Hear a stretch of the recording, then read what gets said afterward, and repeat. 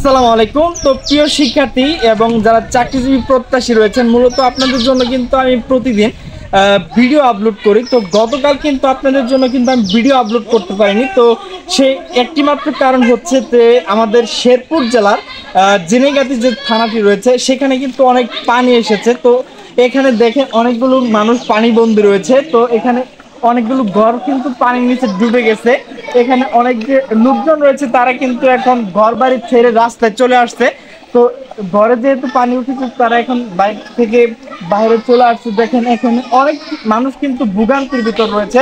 তো আপনাদেরকে যদি দেখায় এর উত্তর দিকে দেখেন এখানে যে এলাকাগুলো রয়েছে সে এলাকায় গরুগুলো কিন্তু সেখানে তারা রাখতে পারছে না। তো সেগুলো গরু কিন্তু তারা এখানে যে উঁচু জায়গা রয়েছে সে উঁচু জায়গাতে কিন্তু তারা নিয়ে আসছে। তো আপনারা অবশ্যই দেখতে পাচ্ছেন যে আমাদের যে জেনেগাতি উপজেলার যে মানুষগুলো অনেক ভোগান্তির মধ্যে রয়েছে। তো যারা নিচু জায়গায় রয়েছে তাদের যে গরু সেগুলো জায়গার থাকা জায়গা নেই, তারা মূলত সেই গরুগুলো আমাদের যে উঁচু জায়গা রয়েছে সে উঁচু জায়গা নিয়ে আসছে।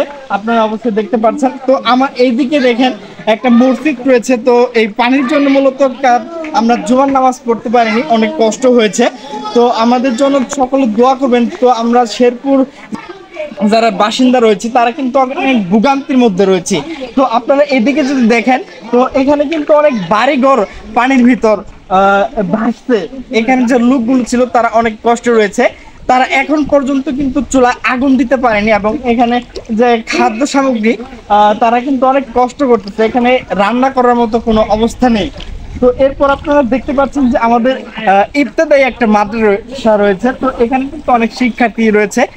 তো তারা কিন্তু গতকাল বন্ধ ছিল শুক্রবার, আজ যেহেতু শনিবার, যেহেতু এখানে পানি সেহেতু কিন্তু ক্লাস নেওয়া সম্ভব না। আর এখানে আপনারা দেখছেন তো এখানে কিন্তু নিচু জায়গায় যে বাড়িগুলো রয়েছে সে বাড়ি ডুবে যাওয়ার কারণে এখানে গরুগুলো যেখানে উঁচু জায়গা রয়েছে সেখানে নিয়ে যাচ্ছে। তো এখানে দেখেন একটা লোক মাছ মারার জন্য গেছিল, কিন্তু এখানে দেখেন সে খালি জায়গায় খালি গরুকে কিন্তু নিয়ে আসছে। মাছ মারার মতো কিন্তু এখানে কোনো পরিস্থিতি নেই।